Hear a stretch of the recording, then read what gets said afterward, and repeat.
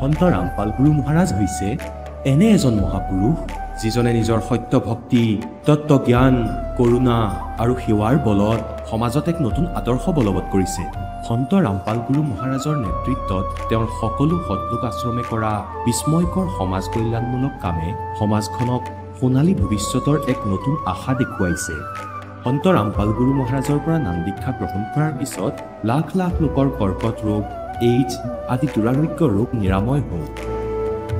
সন্তজনাৰ জ্ঞানৰ পৰা অনুপ্ৰাণিত হৈ তেওঁৰ অনুগামীসকলে লাখ লাখ ইউনিট ৰক্তদান কৰে।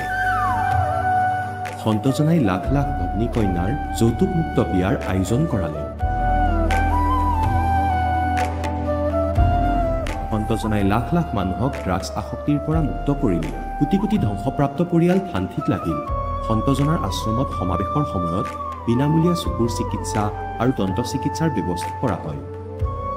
সন্ত ৰামপাল গুৰু মহাৰাজৰ দ্বাৰা পৰিৱেশ সুৰক্ষাৰ উদ্দেশ্যে সময়ে সময়ে বৃহৎ পৰিসৰত বৃক্ষৰোপণ কৰা হয়।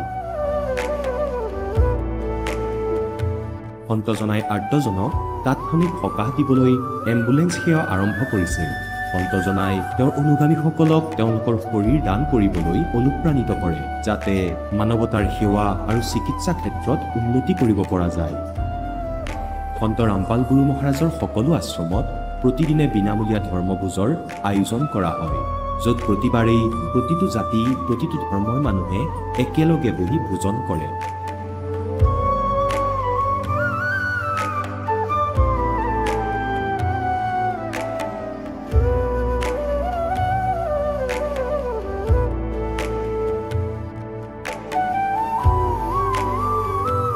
সন্ত ৰামপাল গুৰু মহাৰাজৰ আশ্ৰমত সহস্ৰাধিক বৃদ্ধ বৃদ্ধাই শ্ৰদ্ধা আৰু মৰমেৰে জীৱন যাপন কৰাৰ সুযোগ পায়। তেওঁলোকৰ থকা খোৱাৰ আৰু স্বাস্থ্যৰ সম্পূৰ্ণ দায়িত্ব সন্ত ৰামপাল গুৰু মহাৰাজে বহন কৰে। অনাথ শিশুৰ বাবে সন্ত ৰামপাল গুৰু মহাৰাজৰ সকলো আশ্ৰম বিশেষ বৰদানতকৈ কম নহয়, য'ত তেওঁলোকক শিক্ষা, সংস্কাৰ আৰু ভৱিষ্যতৰ বাবে উন্নত সুবিধা প্ৰদান কৰা হয়।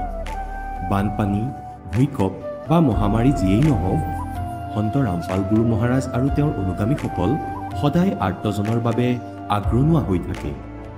কোভিড মহামাৰীৰ সময়ত সন্ত ৰামপাল গুৰু মহাৰাজৰ আশ্ৰমৰ পৰা কোটি কোটি লোকক খাদ্য, ঔষধ আৰু জীৱন ৰক্ষক সামগ্ৰী যোগান ধৰা হৈছিল। দুখীয়াক সকাহ কৰাই হওক বা যিকোনো শোষিত বা নিপীড়িত শ্ৰেণীৰ অধিকাৰ আৰু মৰ্যাদাৰ বাবে যুঁজ দিয়াই হওক, সন্ত ৰামপাল গুৰু মহাৰাজে সদায় তেওঁলোকৰ সকলো ন্যায্য দাবী চৰকাৰৰ ওচৰলৈ লৈ গৈছে আৰু তেওঁলোকক উপযুক্ত ন্যায় প্ৰদানৰ ক্ষেত্ৰত গুৰুত্বপূৰ্ণ ভূমিকা পালন কৰি আহিছে। সমাজত আধ্যাত্মিক আৰু সামাজিক মূল্যবোধৰ প্ৰতি সজাগতা অনাৰ প্ৰতিটো পদক্ষেপতে সন্ত ৰামপাল গুৰু মহাৰাজ মানৱতাৰ প্ৰকৃত সেৱক হিচাপে প্ৰমাণিত হৈছে। সন্ত ৰামপাল গুৰু মহাৰাজৰ জীৱনে আমাক শিকাইছে যে প্ৰকৃত সেৱা সেইটোহে যিটো নিস্বাৰ্থভাৱে কৰা হয়। আহক আমিও এই মহান সন্তজনৰ এই মহান সেৱাৰ কামত যোগ দিওঁ আৰু সন্ত ৰামপাল গুৰু মহাৰাজৰ পৰা নাম দীক্ষা লৈ আমাৰ জীৱন ধন্য কৰি তোলোঁ।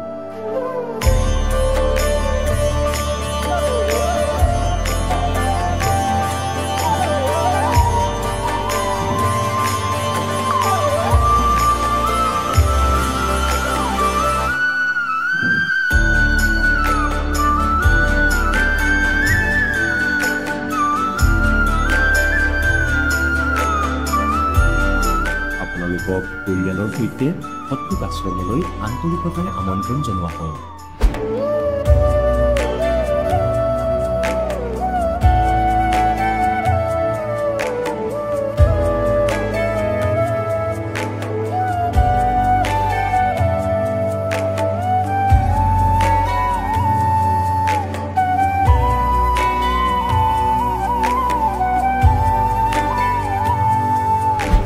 পবিত্ৰ শ্ৰীমদ ভাগৱত গীতা, পবিত্ৰ 4 বেদ, পবিত্ৰ কোৰাণ শ্বৰীফ, পবিত্ৰ বাইবেল, পবিত্ৰ গুৰু গ্ৰন্থ চাহিব আৰু কবীৰ চাহাবৰ পবিত্ৰ বাণীত লুকাই থকা গুহ ৰহস্য অৰ্থাৎ তত্ত্বক জানিবলৈ অনুগ্ৰহ কৰি অৱশ্যেই শুনিব জগতগুৰু তত্ত্বদৰ্শী সন্ত ৰামপাল গুৰু মহাৰাজৰ মংগল প্ৰবচন।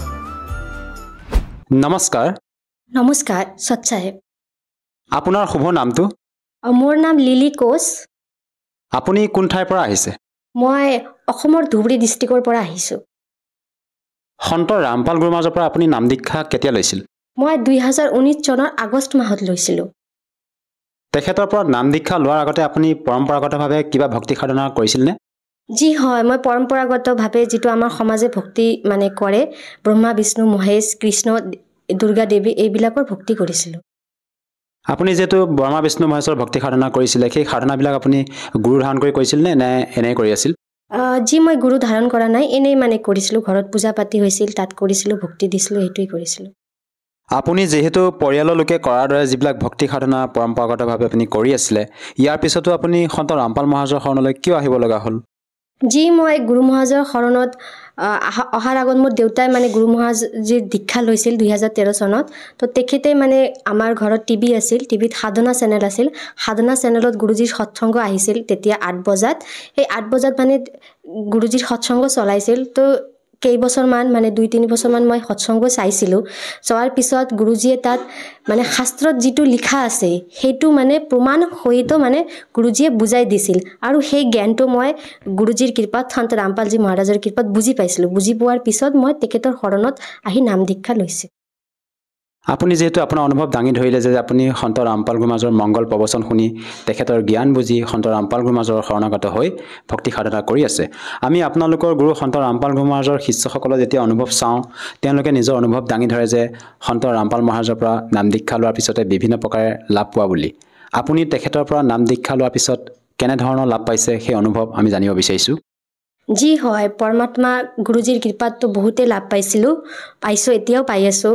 প্ৰথমটো হ'ল যে এই যে ভক্তি মাৰ্গ, মানে সকলো সময়তে মোৰ মাজত এটা কুৱেশ্যন আহিছিল যে পৰমাত্মা যদি এজনেই হয় তেনেহ'লে আজি আমাৰ সমাজত জাতি, তাৰপাছত হিন্দু ধৰ্ম, এই যে খ্ৰীষ্টান এনেকৈ কৈ আমি কিয় মাৰপিট কৰোঁ? তাৰপিছত কোনোবাই কয় শিৱ ডাঙৰ, কোনোবাই কয় ব্ৰহ্মা ডাঙৰ, কোনোবাই কয় বিষ্ণু, মানে যিয়ে যাৰ ভক্ত তেখেত সেই ভগৱানকে ডাঙৰ ডাঙৰকৈ মানে নিজৰ মাজতে মানে হাই কাজিয়া কৰি থাকে। সেইটোতো ভক্তি নহয়। পৰমাত্মা যদি এজনেই হয় তাহলে আমি কিয় বেলেগ বেলেগ ভাগত ভাগ হৈ আছোঁ?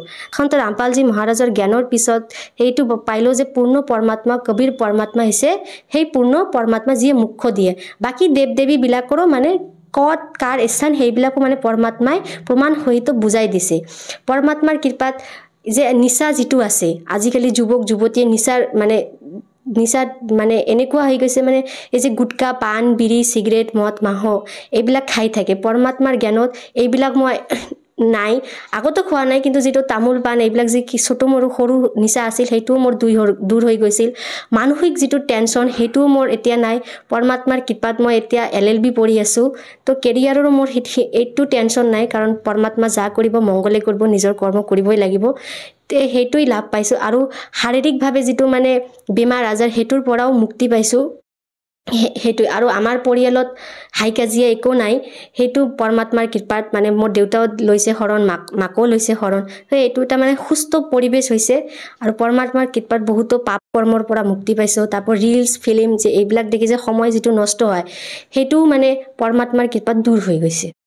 আৰু আপোনালোকৰ গুৰু যিহেতু সন্ত ৰামপাল গুৰু মাজে কবিৰদেৱক পৰমাত্মা বুলি আপোনালোকক ভক্তি সাধনা কৰিব দিয়ে, আমাৰ সমাজত প্ৰচলিত আমি পৰম্পৰাগত ভক্তি সাধনা হিচাপে আমি ব্ৰহ্মা বিষ্ণু মহেশকে মানে অজৰ অমৰ বুলি ভক্তি সাধনা কৰি আহিছোঁ। তেনে ক্ষেত্ৰত আমি এই কথাষাৰ কেনেকৈ মানি ল'ম যে কবিৰ চাহেবেই পৰমাত্মা হয়? যি হয় এইটো এটা কোৱেশ্চন, মানে সকলোৱে ভাবে যে ব্ৰহ্মা বিষ্ণু শিৱ এইবিলাকেই মানে প্ৰকৃত ভগৱান বুলি ভাবে। আৰু টিভি চিৰিয়েলতো এখেতসকলৰো আহে, এখেতসকলকে মানে কি ভাবি লয় যে এখেতসকলে প্ৰধান। কিন্তু যেতিয়া আপোনালোকে যেতিয়া সৎসংগ চাব সন্ত ৰামপালজী মহাৰাজৰ, সেই শাস্ত্ৰতেই শ্ৰীমদ ভাগৱত গীতাই কওক, বেদে কওক, পুৰাণ কওক বা বাইবেলে কওক বা কুৰাণ শৰীফে কওক, এইবিলাক পবিত্ৰ গ্ৰন্থতে প্ৰমাণ আছে। যেনেকুৱা মই হিন্দু ধৰ্মৰ হওঁ, শ্ৰীমদ ভাগৱত গীতাৰ অধ্যায় 17 শ্লোক 23 ওম তৎ সৎ, এই যে 3 পুৰুষৰ বৰ্ণনা কৰা আছে। ওম কোন হয়? কাল ব্ৰহ্ম। তাৰপিছত তৎ কোন পুৰুষ হয়? পৰব্ৰহ্ম। আৰু সৎ সেই পূৰ্ণ ব্ৰহ্ম, সেই পূৰ্ণ ব্ৰহ্মই হৈছে কবিৰ পৰমাত্মা। সেই কবিৰ পৰমাত্মাৰ আন এটাই নাম হৈছে পূৰ্ণ ব্ৰহ্ম, পূৰ্ণ পৰমাত্মা। তো সেইকাৰণে মানে মই বিশ্বাস কৰিছোঁ যে কবিৰদেৱে হৈছে পূৰ্ণ পৰমাত্মা। আৰু যিহেতু আপুনি এতিয়া বিশ্বাস কৰি পেলাই কবিৰদেৱকে পৰমাত্মা মানি ভক্তি সাধনা কৰি আছে, সন্ত ৰামপাল গুৰু মাজে যি আপোনালোকক জ্ঞান প্ৰদান কৰিলে সেই হিচাপে এই ক্ষেত্ৰত আৰু এটা কথা জানিব বিচাৰিছোঁ, যিহেতু আমাৰ ভাৰতবৰ্ষত লাখৰ তুলনাত আধ্যাত্মিক গুৰু আছে, তেনে ক্ষেত্ৰত আমি এজন প্ৰকৃত সৎগুৰুক কেনেকৈ নিৰ্ণয় কৰিম? যে ভাৰতবৰ্ষততো লাখো সৎগুৰু আছে, কিন্তু যেতিয়া তেখেতসকলৰ মানে সৎসংগ বা তেখেতসকলৰ যিটো জ্ঞান চৰ্চা শুনিব, তেখেতসকলে যিটো জ্ঞান চৰ্চা দিয়ে সেইটো দিয়ে দন্থ কথা, তাত কোনো মানে প্ৰমাণ নিদিয়ে। মানে যিয়ে মানে কৃষ্ণৰ ভক্ত তাহলে কৃষ্ণই কৈ থাকে যে কৃষ্ণই মহান, কৃষ্ণৰে ভক্তি কৰা, কোনোবাই ৰাধাৰ কয় ৰাধা। কিন্তু বেদত কি লিখা আছে, শ্ৰীমদ ভাগৱত গীতাত কি লিখা আছে, কোৰাণ শৰীফ বা 18 পুৰাণত কি লিখা আছে, সেইবিলাক কেতিয়াও তেখেতসকলে পঢ়াই, আমাৰ সন্ত ৰামপালজী মহাৰাজ যেনেকৈ পঢ়াই দেখুৱাই বুজাই দিয়ে, সেইটো কোনো জগতত যিবিলাক গুৰু ধাৰণ কৰি আছে সেইবিলাক কোনো দিনৰ মানে আজি পৰ্যন্ত কেতিয়াও বুজাই নিদিয়ে, কাৰণ তেখেতসকলৰ সেইটো জ্ঞানেই নাই। সেইকাৰণে মই কম যে সন্ত ৰামপালজী মহাৰাজ হৈছে প্ৰকৃত গুৰু, কাৰণ তেখেতসকলে যিটো মানে আছে সঁচা কিতাপত বৰ্ণনা দিয়া আছে, গ্ৰন্থত আমাৰ ধৰ্ম সেইটোৱে কৈ দিয়ে। বাকী ধৰ্মগুৰুবিলাক কেতিয়াও মানে ক'ব নোৱাৰিব যে ওম তৎ সতৰ মেইন মিনিংটো কি। আৰু এটা কথা জানিব বিচাৰিছোঁ, বহুতে কয় যে ভক্তি আচলতে বৃদ্ধ বয়সতে কৰিব লাগে, ভক্তি কৰাৰ কিবা সময়সীমা আছে নেকি? আপুনি কি ক'ব বিচাৰে? মই এইটো এটা সঁচা ঘটনা আধাৰিত কম। মোৰ এটা ফ্ৰেণ্ড আছিল, তেওঁৰ লগত মই মানে জ্ঞান চৰ্চা কৰিছিলোঁ। তেওঁ মোক বহুতবাৰ কৈছিল যে এই ভক্তি কৰা এতিয়া সময় নাই, এতিয়া এনজয় কৰা কলেজ লাইফ, এইবিলাক কি কৰি আছা, নাচা গান কৰা, পিকনিকত যোৱা। কিন্তু তেওঁক কৈছিলোঁ যে ভক্তি কৰা, তেওঁ কৈছিল যে এতিয়া নহয়, বিয়া কৰিম, তাৰপিছত মানে বুঢ়া হ'ম, যেতিয়া ফ্ৰী হ'ম তেতিয়া ভক্তি কৰিম। আৰু এটা মানে 2022 চনত এটা মানে দুৰ্ঘটনাত মোৰ ফ্ৰেণ্ডৰ মৃত্যু হৈ গ'ল। তো মই ভাবোঁ যে ভক্তিৰ কোনো সময়সীমা নাই, আৰু জীৱনটো যদি মানুহ ভালকৈ বাচি থাকিব যায়, ভক্তি হৈছে প্ৰধান মাৰ্গ। কাৰণ ভক্তিৰ জৰিয়তে আমি এটা সুস্থ জীৱনো যাপন কৰিব পাৰিম, এটা সুস্থ নিজৰ এটা মানে চাৰিত্ৰিক গঠন কৰিব পাৰিম। আৰু সেই সুস্থ নিজে এজন যদি সুস্থ মানুহ হয় আৰু আমাৰ চিন্তাধাৰণা যদি ভাল হয়, তেনেহ'লে আমি এখন ভাল সমাজ গঢ়িব পাৰিম। আজি আমাৰ সমাজখনত মদ মাংস নিচাযুক্ত বস্তু মানে কম টকাত পোৱা যায়, আৰু যুৱকবিলাকে এই পথতে চলি গৈছে, আৰু সমাজখনৰ এটা বেয়া কুৰীতিৰ দিশত চলি গৈছে। তো মই ভাবোঁ যে ভক্তি কৰিলে সৎ জ্ঞান আহিব, আৰু সৎ জ্ঞানৰ জৰিয়তে আমি ভাল কৰি বাচি থাকিব পাৰিম। আৰু মানৱ জীৱনৰ যিটো মেইন কৰ্ম, যিটো শ্ৰীমদ ভাগৱত গীতাতে কৈছে যে মানৱ জীৱনৰ মেইন কৰ্ম আত্মকল্যাণ, আমাৰ আত্মাৰ কল্যাণ কৰিব লাগে। আধ্যাত্মিক দিশত আমি সেইটোও কল্যাণ কৰিব পাৰিম, দুয়োফালে আমাৰ লাভেই লাভ।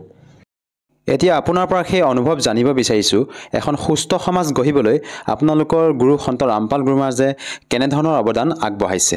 মই কম যে সন্ত ৰামপালজী মহাৰাজে সমাজত যি কুৰীতি প্ৰথা চলিছে, একতো দহেজ লোৱা যিটো বিবাহ, আজিকালি সমাজখনত এনে হৈছে মানে বিবাহ মানে মানুহক দেখুৱাই যে মোৰ কিমান টকা পইচা আছে, আচল যিটো বিবাহৰ মিনিং সেইটোৱে বুজি নাপায়। এজন দুখীয়া মানুহৰ যদি মানে অলপ বিঘা যদি জমি থাকে, যিটো কৰি তেখেতে জীৱন নিৰ্বাহ কৰে, বেটিৰ ছোৱালীৰ বিবাহৰ কাৰণে সেইটোও বিক্ৰী কৰি দিয়ে। তাৰপিছত কোনোবাই লোনো লয়, মানে লৈ বিবাহ দিয়ে, মানে মানুহক দেখুৱাই যে এইটো। কিন্তু সন্ত ৰামপালজী মহাৰাজৰ সেইটোৱে মানে কি হয় যে কোনো দহেজ নোলোৱাকৈ গুৰুজীৰ নামদান ক্ষেত্ৰত বিনামূলীয়াকৈ বিবাহ হয়। এই বিবাহত অশ্ৰু নিকন্দন ৰমণী পঢ়োৱা হয়। তাত সন্ত ৰামপালজী মহাৰাজে সমাজত যিটো যৌতুক প্ৰথা, যিটো কুৰীতি চলি আছে, যাৰ কাৰণে আজিকালি মানুহে ছোৱালীক নিজৰ মাথাৰ বোজ বুলি ভাবে। এইটো মই দেখিছিলোঁ, মানে কয় মোৰ মাথাত এতিয়াও বোজ আছে কাৰণ মোৰ ঘৰত এজনী কুমাৰী ছোৱালী আছে। কিন্তু সন্ত ৰামপালজী মহাৰাজৰ যিটো মানে যে নহয়, ছোৱালী মানুহো ছোৱালী ল'ৰা সকলোৱে সমান, ঠিক আছে। আৰু বিবাহটো হৈছে যে দুজন মানুহৰ নিজৰ ইচ্ছাত একেলগে নিজৰ জীৱন যাপন মানে থাকিব। তো সন্ত ৰামপালজী মহাৰাজৰ সান্নিধ্যত তেখেতসকলৰ যিবিলাক মানে ভক্ত আছে, কোনো যৌতুক লোৱাও নাই, দিয়াও নাই, বিনামূলীয়াকৈ 33 কোটি দেৱী দেৱতা যিবিলাক আমাৰ আছে হিন্দু ধৰ্মত, তেখেতৰ সাক্ষী, তাৰপিছত পৰমাত্মাৰ সাক্ষী লৈ অশ্ৰু নিকন্দন ৰমতি স্তুতি কৰাই এই বিনামূলীয়া বিবাহ কৰোৱা হয়। তাৰপিছত এই যে মদ মাছ মাংস জীৱ হত্যা, তাৰপিছত টিভি চিৰিয়েল, এই যে বেয়া বেয়া গান ছবি, এই যে আজিকালি যুৱকবিলাক যে এই দিশত গৈছে, পৰমাত্মা সেইটোৰ পৰাও দূৰত ৰাখে। তাৰপিছত পৰমাত্মাৰ ৰক্তদান শিবিৰ, তাৰপিছত যেতিয়াই সমাজত কিবা মানে দুৰ্ঘটনা ঘটে, আমি ৰিচেণ্টলি দেখিলোঁ পৰমাত্মাৰ মানে সন্ত ৰামপালজী মহাৰাজৰ ছ'চিয়েল মিডিয়াত যে তেখেতৰ ভক্তবিলাকে কেনেকৈ য'ত বান পীড়িত হৈছে বা কিবা কাৰণত কোনো সমাজৰ লোকে যদি কিবা প্ৰব্লেমত এটা মানে ফেচ কৰিছে, তেখেতসকলৰ ভক্তই সেই মানে তেখেতসকলক মানে সেই প্ৰব্লেমটো ছল্ভ কৰাৰ কাৰণে সকলো সময়তে আগবাঢ়ি আহে।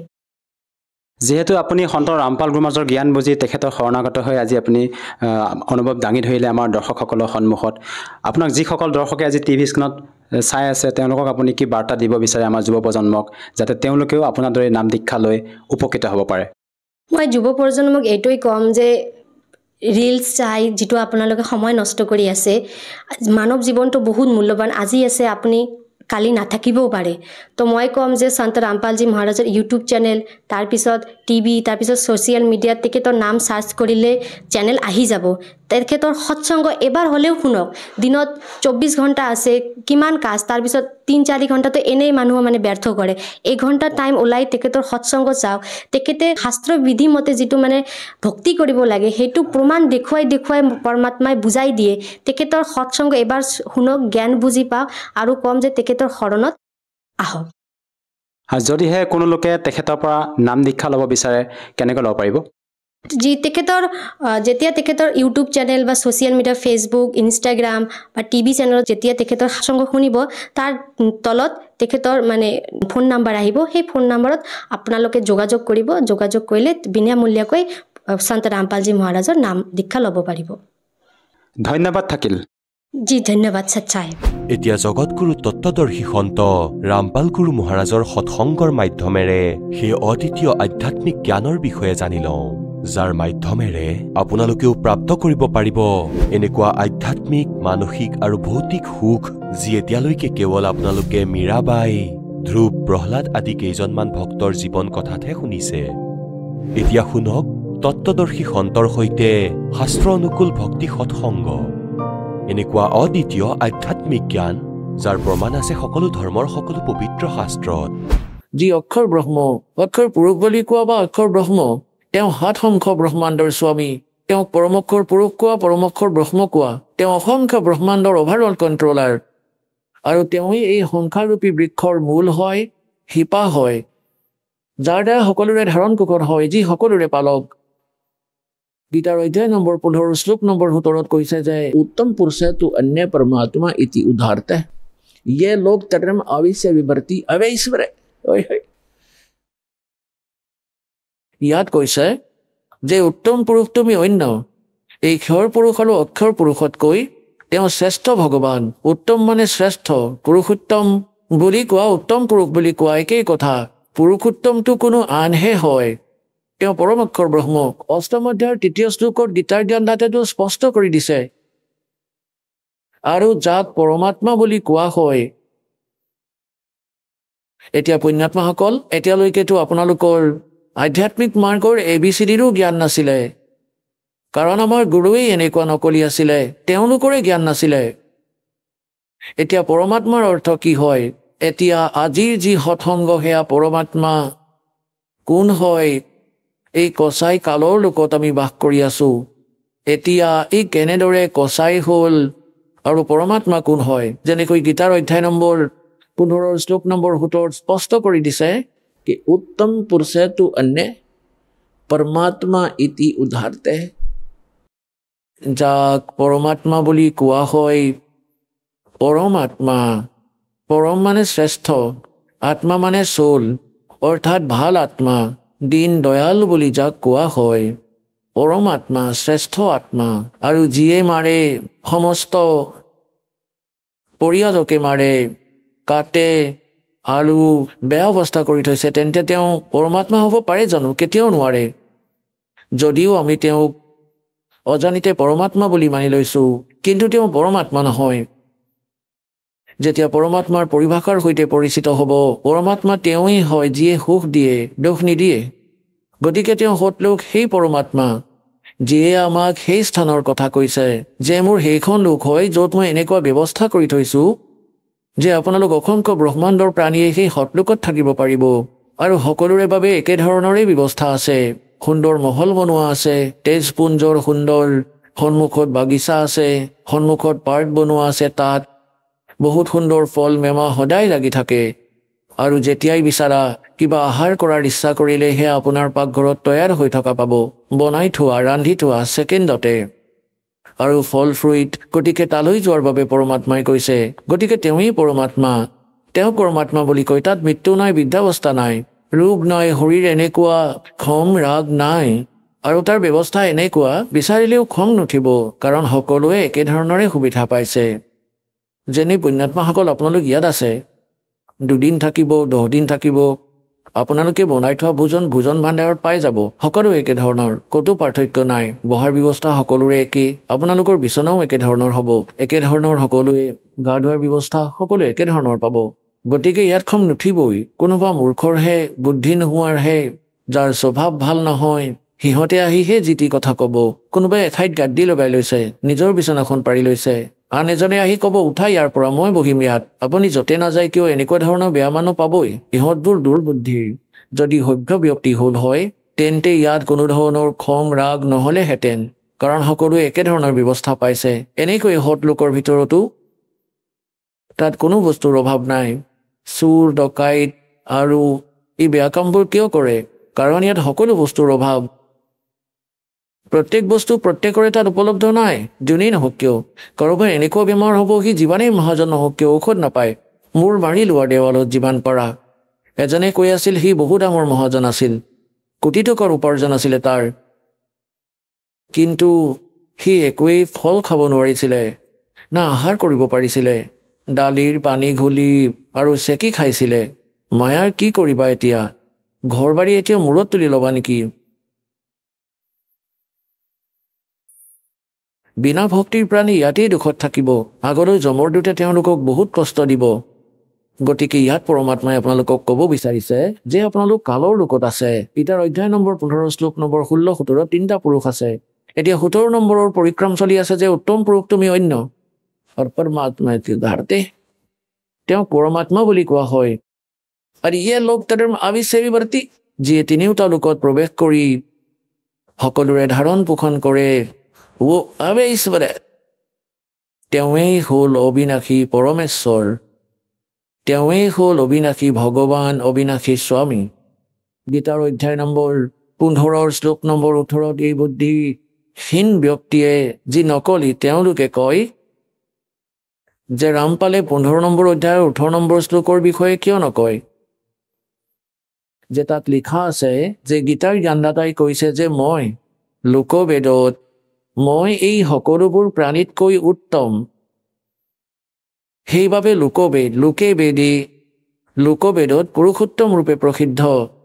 গতিকে ইয়াৰ অৰ্থ এইটো যে গীতাৰ জ্ঞানদাতা 21 ব্ৰহ্মাণ্ডৰ স্বামী হয়, আৰু ইয়াৰ অন্তৰ্গত যিমানবোৰ প্ৰাণী আছে ইনক্লুডিং ব্ৰহ্মা বিষ্ণু মহেশ্বৰতকৈ উত্তম হয়, শ্ৰেষ্ঠ হয়, এওঁলোকতকৈ উত্তম। গতিকে দন্তকথাৰ আধাৰত, লোকবেদৰ আধাৰত মই পুৰুষোত্তম ৰূপে প্ৰসিদ্ধ, কাৰণ মই এওঁলোকতকৈ উত্তম, শ্ৰেষ্ঠ, শক্তিশালী হয়। সেইবাবে মই পুৰুষোত্তম ৰূপে প্ৰসিদ্ধ। উত্তম পুৰুষ তুমি অন্য 15 নম্বৰ অধ্যায়ৰ 17 নম্বৰ শ্লোকত তাত ক্লিয়াৰ কৰি দিলে। গতিকে পুণ্যাত্মাসকল, এয়া অজ্ঞানতাৰেই পৰিণাম। যদি অলপ চলপ জাবৰ থাকি যায় তেতিয়া কাৰ্বৰেটাৰটোৱে ভিন্ন ধৰণৰ শব্দ কৰিব ধৰে। গতিকে এওঁলোকৰ তাতো এই দাসে বিচাৰে যে সকলো চাফা কৰি দিওঁ, যাতে আপোনালোকক কোনেও মিছগাইড কৰিব নোৱাৰে। গতিকে এই প্ৰকাৰে 15 নম্বৰ অধ্যায়ৰ 18 নম্বৰ শ্লোকটোক বুজা যে তাত কৈছে যে মোৰ অন্তৰ্গত যিমানবোৰ প্ৰাণী আছে সিহঁততকৈ মই উত্তম, সেইবাবে পুৰুষোত্তম বুলি কয়। এওঁলোকতকৈ শক্তিশালী, শ্ৰেষ্ঠ, সেইবাবে পুৰুষোত্তম ৰূপে প্ৰসিদ্ধ হৈ আছো। কিন্তু পুৰুষোত্তমটো কোনো আন 15 নম্বৰ অধ্যায়ৰ 17 নম্বৰ শ্লোকত। গতিকে প্ৰসংগ এতিয়া আমি ইয়ালৈ আহোঁ যে তাক পৰমাত্মা বুলি কোৱা হয়। পৰমাত্মা প্ৰভুৰ নামৰ অৰ্থ হ'ল স্বামী। তাক ব্ৰহ্ম কোৱা, প্ৰভু কোৱা, চাহিব কোৱা, বা ৰাম গড খুদা আল্লাহ কোৱা। আল্লাহও স্বামী। আৰু যেনেকৈ পৰমাত্মা বুলি কাক কয়? পৰমাত্মা তেওঁক কোৱা হয় যিয়ে কেতিয়াও কাকো দুখ নিদিয়ে, সকলোকে কেৱল সুখেই দিয়ে। উত্তম পুৰুষটো অন্য পৰমাত্মা ইতি উদাহৰতে ইয়ে লোক তৰ্ম অবিশ্বাবিৱৰ্তী আবে ঈশ্বৰে। এতিয়া পৰমাত্মাই আহি নিজৰ মৰমীয়াল আত্মা ধৰ্মদাসক ক'লে যে ধৰ্মদাস, আপুনি এই কালৰ লোকত আছে। এতিয়া ধৰ্মদাসে ক'লে যে প্ৰভু, আপুনি যি কৈ আছে সেয়া শিৰোধাৰ্য, কিন্তু কথাখিনি মোৰ হজম হোৱা নাই। যে আমি লেতেৰা লোকত বাস কৰি আছোঁ এয়া কচাই লোক। সেই পৰমাত্মা চাওক, কেনেকুৱা ফল ফ্ৰুইট আছে, কেনেকুৱা বাগ বাগিচা আছে, ঝৰ্ণা বৈ আছে, গংগাৰ দৰে নদী বৈ আছে। আৰু এই পৰমাত্মা কিমান দয়ালু, কিমান যে ঋতু বনাইছে, বতাহ বলি আছে, আৰু কিমান ধুনীয়া শুদ্ধ বতাহ বলি আছে, কিমান ডাঙৰ পৃথিৱী, য'ত ইচ্ছা বহা খোৱা অসুবিধা নাই, কিমান যে সুবিধা আছে ইয়াত। আমি তেনেকৈ মানি ল'ম যে এওঁ ভগৱান নহয়। তেতিয়া পৰমাত্মাই কৈছে যে পুণ্যাত্মাসকল, ধৰ্মদেশকসকলে যে এই কালক এটা অভিশাপ দিছে যে 1,00,000 মানৱ শৰীৰধাৰী প্ৰাণী কি নিত্য আহাৰ কৰিব আৰু 100,00,000 উৎপন্ন কৰিব মানুহ, মানে 25% এক্সট্ৰা ই উৎপন্ন কৰিব। ই সৎলোকত ভুল কৰিছিলে, যি কাৰণে ইয়াৰ এক লোক হ'ল, অভিশাপ লাগিল। আৰু আপোনালোকে ভুল কৰিছিলে, সেই ভগৱানক এৰি আপোনালোক ইয়াৰ ওপৰত আসক্ত হৈছিল, যি কাৰণে আপোনালোক ইয়াৰ লগত ইয়ালৈ আহিলে। আপোনালোকৰ তাত অপশ্যন আছে উভতি যোৱাৰ বাবে। আপোনালোক উভতি যাব পাৰে, যি বিধি মই কওঁ সেই সাধনাবোৰ কৰি। গতিকে ইয়াত এইবাবে আৰু এটা প্ৰশ্ন উঠিব ভকতসকলৰ মনত যে ভগৱানে ইয়াক অভিশাপ দিব নালাগিছিল। যদি অভিশাপ নিদিলে হয়, ই আমাক নাখালে হয়, ইয়াত নাৰাখিলে হয়, ইটো আপোনালোকক যিকোনো প্ৰকাৰেই ৰাখিলে হয়। আৰু যদি পৰমাত্মাই ইয়াক অভিশাপ নিদিলে হয় 1,00,000 মানৱ শৰীৰধাৰী প্ৰাণীক নিত্য আহাৰ কৰাৰ, তেন্তে ই আপোনালোকক কেতিয়াও মানৱ শৰীৰ নিদিলে হয়। কাৰণ ই সদায় ভয় খাই থাকে যে মানৱ শৰীৰত এওঁলোকে পৰমাত্মাৰ জ্ঞান পাব পাৰে, পৰমাত্মাক প্ৰাপ্ত কৰিব পাৰে। ই এটাজনী আৰু বনাই দিলে হয়, যেনে কুকুৰ, গাধ, গাহৰিৰ 84 লাখ বনালে, 84 লাখ এটাও বনাব পাৰিলেহেঁতেন। গতিকে ইয়াৰ বিবশতা আছে, বাধ্যতা আছে যে এটা মানৱ, এই মানৱ শৰীৰ অৱশ্যেই দিয়ে আপোনাক। 84 লাখটা জনীৰ পৰা গতা খোৱাৰ পিছতো এটা মানৱ শৰীৰ ই দিবলগীয়া হয়, কাৰণ ই খাব লগা হয়। আৰু এই বিধান ভগৱানে বনাই দিলে যে প্ৰত্যেক প্ৰাণীক এটা মানৱ শৰীৰৰ সুযোগ নিশ্চয় দিব লাগিব। সেইবাবে আজি আপোনাৰ ওপৰত দয়া হৈছে। ঠিক আছে, কষ্ট মানি ল'লোঁ, আপোনাৰ মানৱ শৰীৰ নাপালে আপুনি গাধ কুকুৰ হৈ গতা খাব লাগিলে হয়, কষ্ট পাই ভ্ৰমি ফুৰিব লাগিলে হয়।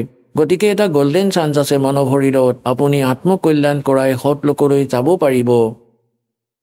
এই সুবিধা দেৱতাসকলৰো উপলব্ধ নাই, কাৰণ জীৱ যিমানেই সুখী হ'ব, ভগৱানৰ পৰা সিমান গুণেই দূৰত থাকিব লাগিব। এয়া সঁচা বুলি মানি লোৱা। আৰু যদি কাৰোবাৰ দুখ হয়, সেয়া তেওঁৰ বাবে আশীৰ্বাদ হ'ব পাৰে, যদিহে তেওঁ জিলা হিচাৰৰ বৰবালা আশ্ৰম সৎলোক প্ৰাপ্ত হয়। সেই দুখৰ কাৰণেও তেওঁ পৰমাত্মাক পাব পাৰে। কবিৰ চাহেবে কয় कि सुख के माथे पत्थर पड़ो, जो नाम हृदय ते जावे, और बलिहारी उस दुख के जो पल पल नाम रटावे। পৰমাত্মাই কৈ জুই লাগক সেই সুখত, যিয়ে ভগৱানৰ পৰা আঁতৰ কৰে। বাদ দিয়া এই ঘৰ বাৰী, গাড়ী ঘোঁৰা, মন্ত্ৰীৰ পদবী, যিয়ে ভগৱানৰ পৰা আঁতৰায়। আৰু সেই ভগৱান এনেকুৱা কষ্ট দি থাকিবা যাতে তোমালৈ মনত পৰি থাকে। গতিকে পুণ্যাত্মাসকল, আপোনালোক বালক, আধ্যাত্মিক জ্ঞান পোৱা নাই। আমি জয় বজৰংবলী, জয় গণেশদেৱৰ গীত গাই আমি এওঁলোকৰো ভক্তি সঠিকভাৱে কৰিব পৰা নাছিলোঁ। গণেশদেৱৰ, শিৱদেৱৰ, বিষ্ণুদেৱৰ, দেৱীসকলৰ এই সাধনাও এই দাসৰ ওচৰত উপলব্ধ আছে, যিয়ে আপোনালোকক যথাৰ্থ লাভ দিব। এই মন্ত্ৰবোৰৰ ক্ষমতা আছে, যি দাসে আপোনালোকক দিব। এওঁলোকৰ সাধ্যত নাই। এই মন্ত্ৰৰ জপেৰে আপোনালোকৰ ওপৰত নিজে নিজেই এট্ৰেক্ট হয়। যেনেদৰে উদাহৰণ দিয়া হয়, এটা ছাগলীক ছাগলী বুলি মাতি থকা সি কেতিয়াও ধ্যান নিদিয়ে। সিহঁতৰ নিজৰ বেলেগ বেলেগ ধৰণৰ লেংগুৱেজ থাকে, ক্ষেত্ৰ ৱাইজ। এবাৰ যদি কৈ দিয়া হ'ল, সি তৎক্ষণাতেই চাব আৰু বহুত সাৱধানেৰে চাব ধৰে এই শব্দটো ক'ৰ পৰা আহিল। গতিকে এইটো বুজি ল'বা যে এই দাসে যি তোমালোকক মন্ত্ৰ দিব, সেয়া ভগৱানৰ পূজা নহয়। এওঁলোকৰ পৰা লাভ লোৱা এয়া বিশেষ মন্ত্ৰ, যাৰ দ্বাৰা এওঁলোক এট্ৰেক্ট হয়, বিবশ হয়। এওঁলোকে লাভ দিবই। ইয়াৰ অতিৰিক্ত যিকোনো মন্ত্ৰই আপুনি জাপ কৰি থাকক, আপোনালোকে সেই আধ্যাত্মিক লাভ নাপাব, কাৰণ সেয়া শাস্ত্ৰবিধি ত্যাগ কৰি মনৰ মতে কৰা আচৰণ, যাৰ বিষয়ে গীতাৰ অধ্যায় নম্বৰ 16 শ্লোক 23-24 স্পষ্ট কৰিছে যে যিয়ে শাস্ত্ৰবিধি ত্যাগ কৰি মনৰ মতে আচৰণ কৰে, তেওঁলোকে না সুখ পায়, না তেওঁলোকে কিবা সিদ্ধি পায়, না তেওঁলোকৰ কোনো পৰম গতি হয়। ইউজলেছ, ব্যৰ্থ। গতিকে শাস্ত্ৰ অনুকূল সাধনা এই বিশ্বত এই দাস ৰামপাল দাসৰ অতিৰিক্তে কাৰো ওচৰতেই উপলব্ধ নাই।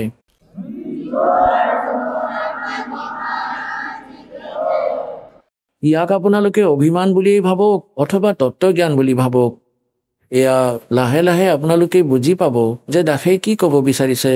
অভিমানটো সেইসকল ব্যক্তিয়ে কৰে যাৰ নিজৰ কিবা এটা পোৱাৰ ইচ্ছা থাকে, সেয়া বিচাৰিবতো নালাগে। আমি সন্ত ভগত কোনো প্ৰকাৰৰ কোনো অভিমান অথবা ইগ' কেতিয়াও নাৰাখোঁ। যিয়ে এইটো ৰাখে সি না ভগত না সন্ত, কাৰণ এয়াতো সদগ্ৰন্থত প্ৰমাণিত আছে। আমাৰ সদগ্ৰন্থবোৰত লিখা আছে সেই গুপ্তধন এওঁলোকৰ হাতত নপৰিল, কিয়নো এওঁলোকৰ জ্ঞান নাছিলে।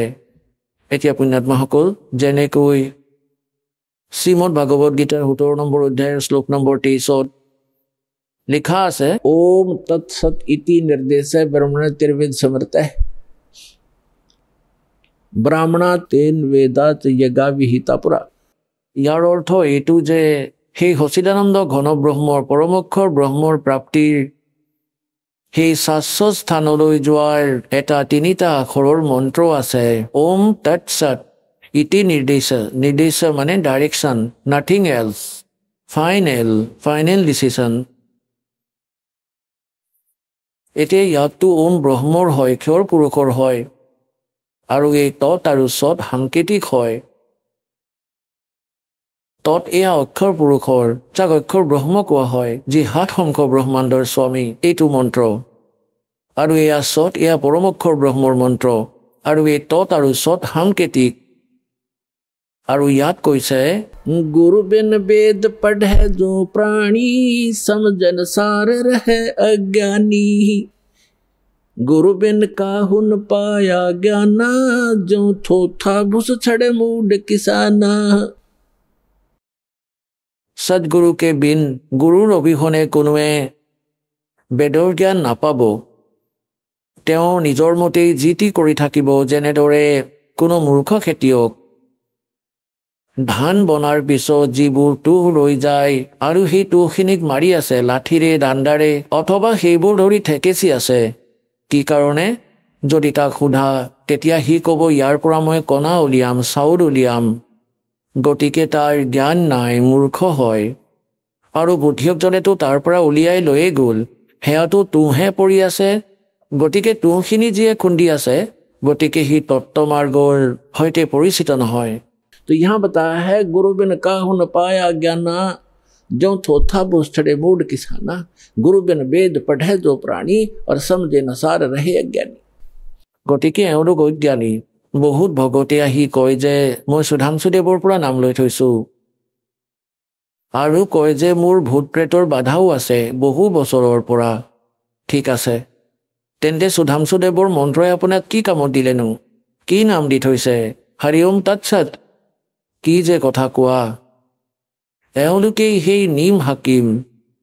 कहते वस्तु कहाँ खोजे कहाँ, किस विद लागे हाथ, एक पलक में पाइए भेदी ले ले साथ।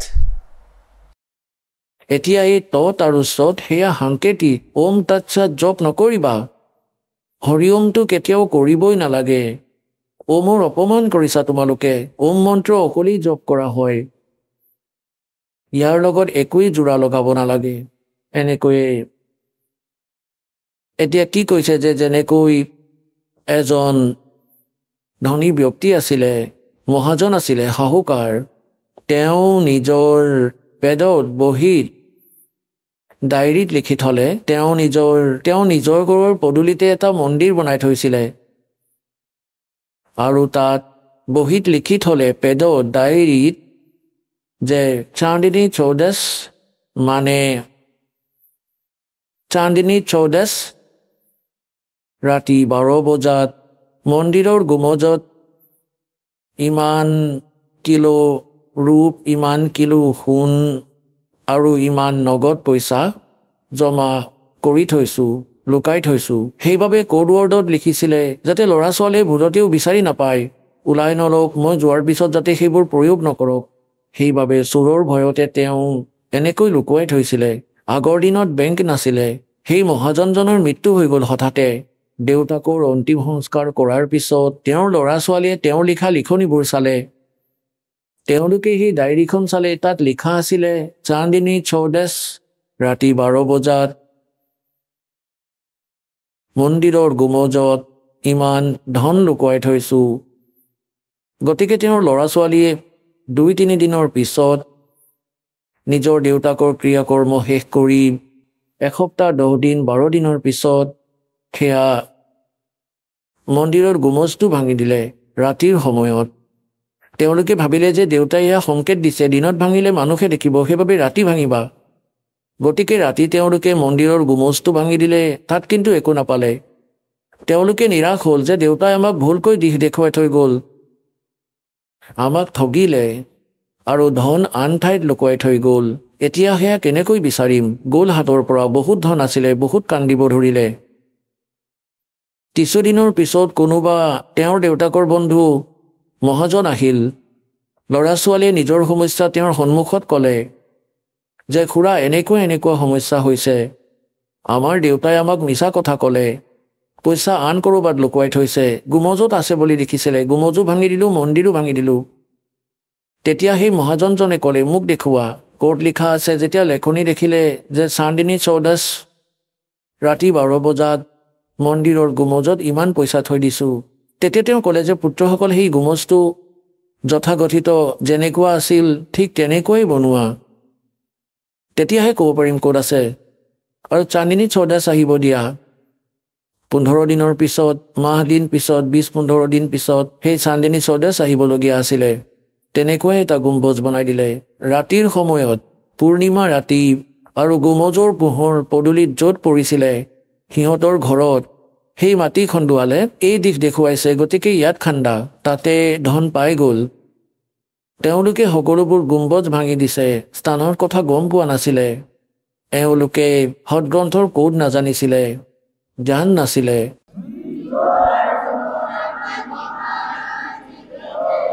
तो वस्तु कहाँ ढूंढे, कहाँ किसी भी लगे हाथ, एक पलक में पाइए, বেদি ले लो साथ।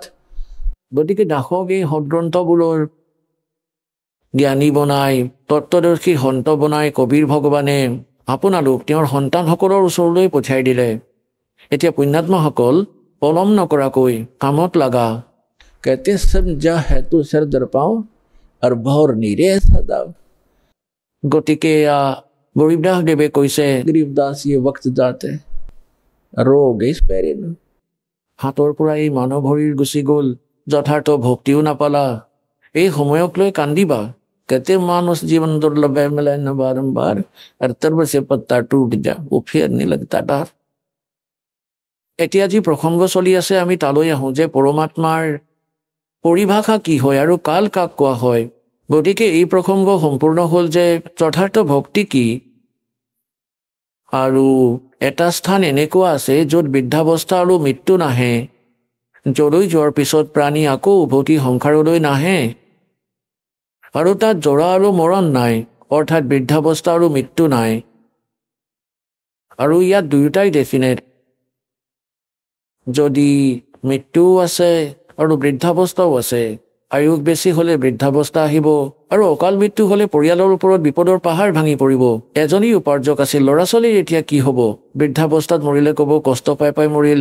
কোৱাৰ অৰ্থ এইটো যে যেতিয়ালৈকে আমি পৰমেশ্বৰৰ শৰণলৈ নাহোঁ তেতিয়ালৈকে আমি কালৰ ৰেঞ্জতেই থাকিম, আৰু যেতিয়া আমি কবিৰ ভগৱানৰ চৰণলৈ আহি যাওঁ তেতিয়া আমি কালৰ নিয়মৰ পৰা বাহিৰলৈ গুচি যাওঁ। তেতিয়া তাৰ বিধান আমাৰ ওপৰত কাৰ্যকৰী নহয়। আমি পৰমেশ্বৰৰ শৰণলৈ আহি যাওঁ, আৰু সমৰ্থবানৰ চৰণলৈ যিয়ে আহে তেতিয়া তেওঁ বাহিৰৰ ব্যক্তিয়ে দুখী কৰিব নোৱাৰে। সি স্বয়ঙেই জানে যে যদি এই মানুহজনক, এই শৰণাৰ্থীজনক জোকাই নাও তেন্তে মোৰ অৱস্থা বেয়া কৰি দিব। গতিকে এই প্ৰকাৰে আমি সমৰ্থবানৰ শৰণলৈ আহিছোঁ। কবিৰ ভগৱানেই সেই সমৰ্থবান দয়ালু পৰমাত্মা, তেওঁৰ শৰণলৈ আহিছা, তেওঁৰ শৰণ ত্যাগ নকৰিবা। ইমান ধ্যান নিশ্চয়কৈ ৰাখিবা। যদি নাম লোৱাৰ পিছতো সৰু সুৰা কষ্ট হয় তেন্তে এনেকৈ ভাবিবা যেনে এজনী মেকুৰীয়ে সন্তান উৎপন্ন কৰে আৰু 2-4 দিনৰ পিছত তাই পোৱালীকেইটাক বেলেগ ঘৰলৈ লৈ যায়, কাৰণ তাই তাত এইটো চায় যে তাইৰ সন্তানকেইটাই ইয়াত কোনো বিপদত নপৰক। আৰু এই কথাৰ সৈতে তাইৰ সন্তানকেইটাও পৰিচিত যে আমি আমাৰ মাৰ সুৰক্ষাত আছোঁ। আৰু তাই মুখেৰে ধৰে। মেকুৰীৰ দাঁতকেইটা চোকা দাঁত হয়, বহুত চোকা দাঁত হয়, আৰু সিহঁতক ধৰে, আৰু সন্তানকেইটাই দুখো পায়। সিহঁত এনেকুৱা হৈ যায়, এনেদৰে উৰমি গৈ থাকে। গম পোৱা যায় যে সিহঁতে দাঁতেৰে দুখ পাইছে, কিন্তু কেতিয়াও নকয়। মনে মনে থাকে, সেই কষ্টক সহি থাকে, কাৰণ সিহঁতে জানে যে সিহঁত মাকৰ লগত আছে। অলপ বেছি কষ্ট দিছে যদিও আমাৰ জীৱন ৰক্ষক হয়, সুৰক্ষিত হৈ আছো। গতিকে সিহঁতক উঠাই আন সুৰক্ষিত স্থান অন্য ঘৰলৈ লৈ যায়। আটাইকেইটাকে এটা এটাকৈ লৈ যায়। কিছুদিনৰ পিছত গৈ চাই যে ইয়াততো একো সমস্যা হোৱা নাই, আৰু যদি হৈ আছে আন এখন ঘৰলৈ লৈ যায়। কিন্তু সিহঁতে একো নকয়, সিহঁতে কষ্টও পায়ে আছে, কিন্তু সিহঁতৰ বিশ্বাস আছে যে মাকৰ মুখত যদিও সিহঁতে কষ্ট পাই আছে কিন্তু জীৱন ৰক্ষা হৈ আছে। সেই প্ৰকাৰে কবিৰ ভগৱানৰ চৰণলৈ অহাৰ পিছত যদি সৰু সুৰা কষ্টও পাইছে, তাৰ বিনিময়ত আপোনালোকেও নাজানে কিমান ডাঙৰ বিপদ আঁতৰি গৈছে। এইটো বিশ্বাস ৰাখিবা, বিচলিত নহবা। এতিয়া প্ৰসংগ চলি আছে যে ধৰম দাসে কৈ আছিলে যে হে ভগৱান, ইয়াত কিমানবোৰ যে সুবিধা দি থৈছে ভগৱানে, আৰু আপুনি ইয়াক কাল বুলি কৈ আছে। তেতিয়া পৰমাত্মাই ক'লে, ধৰ্মদাস যেনেকৈ কছাৰীয়ে ছাগলী পালে, সি সেই ছাগলীবোৰক কিমানবোৰ সুবিধা দিয়ে, যাৰ বাবে ভাল চেল হয়। এটা বহুত ডাঙৰ গঁৰাল বনায়, সেইখিনি ভাড়াত লয় অথবা কিনি লয়, আৰু তাৰ ভিতৰত ছেট বনায়, খেৰ পাৰি দিয়ে ছাগলীকেইটাক গৰম আৰু ঠাণ্ডাৰ পৰা বচাবলৈ। তাত ঠায়ে ঠায়ে সৰু সৰু পুখুৰী বনায়, সৰু সৰু গাঁত, সেয়া পানীৰে ভৰাই ৰাখে। সিহঁতৰ বাবে ঘাঁহ বনৰ তাত ব্যৱস্থা কৰাই দিয়ে। সেই সকলোবোৰ ব্যৱস্থাকে দেখি সেই সৰল প্ৰাণীয়ে এইটো বুলি ভাবি লয় যে আমাৰ মালিকে, আমাৰ স্বামীয়ে কিমান দয়ালু হয়, আমাৰ কিমান ধ্যান ৰাখে, সকলো সুবিধাই প্ৰদান কৰিছে। হিংস্ৰ পশুৰ পৰা সুৰক্ষা দিছে, চাৰিওফালে বেৰ লগাই দিছে, আৰু ভিতৰত গছ আছে, ঘাঁহ বননি আছে, ফল ঘাঁহ বন আছে, গৰমৰ পৰা বাচিবলৈ ছাঁ আছে, ঠাণ্ডাৰ পৰা বাচিবলৈও ছেট আছে, ব্যৱস্থা আছে। গতিকে সিহঁতে এই সকলোবোৰ ব্যৱস্থা দেখি মানি লয় যে আমাৰ যি স্বামী বহুত দয়ালু, তেওঁ পৰমাত্মা। আৰু কেতিয়াবা যদি সি সিহঁতৰ মাজলৈ আহে, তেতিয়া সকলোৱে তাক মৰম কৰি চাৰিওফালে আগুৰি ধৰে। কোনোবাই ঠেং দুখন মেলি দিয়ে সাৱটি ধৰিবলৈ। সিহঁতে চেলেকেও মৰমতে জিভাৰে চেলেকিব বিচাৰে, তাক এক বিশেষ ৰিগাৰ্ড দিবৰ বাবে। সিহঁতে জিভাৰে চেলেকি আছে আৰু কচাইজনে হাতেৰে চাই আছে। সিহঁতে ভাবে যে আমাৰ মালিকে আমাক মৰম কৰি আছে, কিন্তু সি চাই আছে যে কিমান মাংস হৈছে, কিমানত বেচিব পাৰিম, আৰু সিহঁতে ভাবে যে সিহঁতক মৰম কৰি আছে। গতিকে পুণ্যাত্মাসকল, পৰমাত্মাই কয় যে যি সময়ত সেই কচাইজনক যেতিয়া ৫-১০টামান ছাগলীৰ প্ৰয়োজন হয়, তেতিয়া সেই সময়ত ই এইটো নাচায় যে কোন কাৰ মাক হয়, কাৰ পুত্ৰ। এটা পৰিয়ালৰ ৩টাকৈ একেলগেও আহিব পাৰে মাজৰ পৰা শকত শকত বাছোতে, আৰু সি উলিয়াই লয় যি ভাল ভাল মাংসযুক্ত হৈছে, বহুত বিক্ৰী হ'ব। গতিকে সেই সময়ত সেই ছাগলীকেইটাইও গম পায়, সিহঁতে ইফালে সিফালে দৌৰিব ধৰে, কাৰণ সিহঁতে গম পায় যে সিহঁতক বিপদৰ স্থানলৈ লৈ যোৱা হ'ব। সিহঁতৰ আত্মাই ইমানখিনি আভাস পায়। গতিকে কোৱাৰ অৰ্থ এইটো যে একেই প্ৰকাৰে যি সুবিধা আপুনি ইয়াত দেখি আছে ধৰ্মদাস, পৰমাত্মাই কৈ আছে, কবিৰ ভগৱানে, এই সুবিধাবোৰ দেখি এনেকুৱা লাগিব যেন এওঁ বৰ দয়ালু ভগৱান, আৰু সেই সময়ত তোমাৰ বুদ্ধি হেৰাই যাব। কাৰোবাৰ পুত্ৰ মৰিব, কাৰোবাৰ পুত্ৰী মৰিব, এটা পৰিয়ালৰ ৩টা-৪টাকৈ সদস্য মৰি যাব। ইয়াত এজনে কৈ আছিলে, কোনোবাই চৰ্চাৰ পৰা সৎসংগ শুনি গৈ আছিলে, যাৰ সেই গাড়ীৰ ভিতৰত 16জন সদস্য আছিল এটা পৰিয়ালৰে। বুঢ়াজন ঘৰতেই আছিলে, 16জনেই এক্সিডেণ্টত মৰি গ'ল। কওক পুণ্যাত্মাসকল, তেওঁলোকৰ ঘৰ গাড়ী সকলোবোৰ ব্যৱস্থাই আছিলে, ক'ত নাশ হৈ গ'ল তেওঁলোকৰ। গতিকে কোৱাৰ অৰ্থ এইটো যে সেই সময়ত আপোনালোকৰ বুদ্ধি কলৈ যায়, এইবোৰ সুবিধা কোনে দি থৈছে, আৰু 1 মিনিটতে কিয় কাঢ়ি লৈ গ'ল। গতিকে ইয়াক কাল বুলি কোৱা হয়, আৰু যিয়ে কেৱল সুখেই দিয়ে তেওঁক দয়াল বুলি কোৱা হয়, পৰমাত্মা বুলি কোৱা হয়। আপোনালোকে এওঁক পৰমাত্মা বুলি মানি লৈছে, কিন্তু এওঁ পৰমাত্মা নহয়। ইয়াততো আপুনি দুখৰ বাহিৰে একোৱেই নাপায়। লাগিলে আপুনি যিমানেই সুখী ব্যক্তি নেদেখে কিয়, মিছা সুখেৰে যুক্ত, লাগিলে কোনোবা মন্ত্ৰীয়ে হওক বা প্ৰধানমন্ত্ৰীয়ে হওক অথবা ডাঙৰ মহাজনেই হওক, তেওঁলোকৰ যিমানবোৰ সুবিধাই নেদেখে কিয়, গৰীব মানুহ এজনে এনেকৈ ভাবে এই গাড়ী ঘৰ থকাবোৰ চাগে বৰ সুখী, অথবা যিসকল অফিচাৰ কৰ্মচাৰী অধিকাৰী এওঁলোক বৰ সুখী চাগে। সুখ নামৰ কোনো বস্তু নাই এই লেতেৰা লোকত। সকলোৱে টেনশ্যনত থাকে। বাহিৰৰ পৰা দেখিলে এনেকুৱা লাগে বৰ সুখী, কিন্তু ভিতৰৰ পৰা সকলোবোৰ ফোপোলা। যাকেই নোচোৱা কিয় সকলোৱে টেনশ্যন লৈয়ে ফুৰে। গতিকে যি চিন্তা নোহোৱাৰ ঠাই আছে, স্থান আছে, সেয়া সত্য ৰূপ। তাক সুখসাগৰ বুলিও কয়, সুখসাগৰ বুলি কয়। এতিয়া পুণ্যাত্মাসকল, পৰমাত্মা আপোনালোকৰ ওচৰলৈ আহিবলৈ এতিয়া কেনেকুৱা কেনেকুৱা লীলা কৰে। मैं रोवत हूँ सृष्टि को, सृष्टि रोवे मोहे, गरीबदास इस वियोग को समझ न सकता कोई। जो जन मेरी शरण है ताका हूँ मैं दासे, गेल गेल लाग्या फिरूं हूँ जब तक धरती आकाशे। पुण्यात्माসকল, পৰমাত্মাই কয় যিয়ে এবাৰ মোৰ চৰণলৈ আহে তাক মই কেতিয়াও নেৰো, তাৰ লগতেই থাকিম। ঠিক আছে, তাৰ দুৰ্ভাগ্য সি ইয়াৰ পৰা ওলাব পৰা নাই। তথাপিও পৰমাত্মা ইমানেই দয়ালু, আপোনাৰ পিছে পিছেই লাগি আছে। এতিয়া পুণ্যাত্মাসকল বিচাৰ কৰক, এই কিতাপ আপোনালোকে প্ৰাপ্ত কৰিলে অথবা টিভিত চাবলৈ পালে। এখন পৰিয়ালৰ 3জন, 4জন, 5জন সদস্য আছে, যাৰ মাজৰ 3জনে এই জ্ঞান বুজি পালে। তেওঁলোকৰ ইচ্ছা হ'ল যে আমি নাম ল'ম, দীক্ষা ল'ম, কল্যাণ কৰাম। তেওঁলোকে দীক্ষা ল'লে প্ৰতিদিনে নিত্য নিয়ম, আৰতি, ৰামায়ণী সকলোবোৰ কৰি আছে, মন্ত্ৰ পঢ়ি আছে, সৎসংগলৈও আহি আছে। আৰু বাকী যি 2জন আছে তেওঁলোকে নাভাবেই, ক'লে এনেকৈ কয় তোমালোকেই কৰা, তোমালোকে পাৰ হৈ যাবা, আমি নিজৰটো চাই ল'ম। এতিয়া কিনো চাব? গাধ খোৱাৰ পিছত গাধৰখীয়াই চাই ল'ব। আপুনি কিনো চাব? পিঠিত লাঠিৰে মাৰিব, কঁকালত আঢ়ৈ মোনৰ বোজা থাকিব, তাৰপিছত চাই ল'বা। চাব এতিয়াহে লাগে, জ্ঞানবোৰ বুজা। আহক আমি এতিয়া সেই শ্ৰদ্ধালুসকলৰ অনুভৱবোৰ জানো, যিসকলে জগতগুৰু তত্ত্বদৰ্শী সন্ত ৰামপাল গুৰু মহাৰাজৰ পৰা দীক্ষা প্ৰাপ্ত কৰিছে তথা তেওঁ কোৱা ভক্তি মাৰ্গ এওঁলোকে অৱলম্বন কৰি আছে। ছাৰ নমস্কাৰ। নমস্কাৰ ছাৰ। ছাৰ কি নাম আপোনাৰ? ছাৰ মোৰ নাম ব্ৰিজেশ চৌহান। ছাৰ ক'ৰ পৰা আহিছে আপুনি? হয়, মই উত্তৰ প্ৰদেশ দিৱাৰিয়া ডিষ্ট্ৰিক্টৰ পৰা আহিছোঁ। সন্ত ৰামপালদেৱ মহাৰাজৰ লগত কেতিয়াৰ পৰা জড়িত? হয়, মই 24/6/2010 পৰা জড়িত হৈছোঁ। ছাৰ, সন্ত ৰামপালদেৱ মহাৰাজৰ পৰা নাম দীক্ষা লোৱাৰ আগতে আপুনি কি ভক্তি সাধনা কৰিছিল?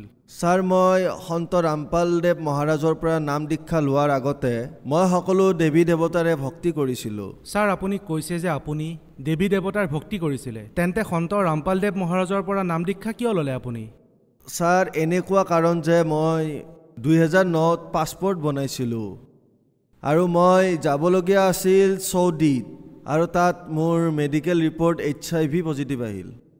যদি সকলো দেৱী দেৱতাৰে ভক্তি কৰাৰ পিছতো মোৰ এনেকুৱা ভয়ানক বেমাৰ হ'ব পাৰে, তেন্তে সেই দেৱী দেৱতাসকলৰ ভক্তি কৰি একো লাভেই নাই।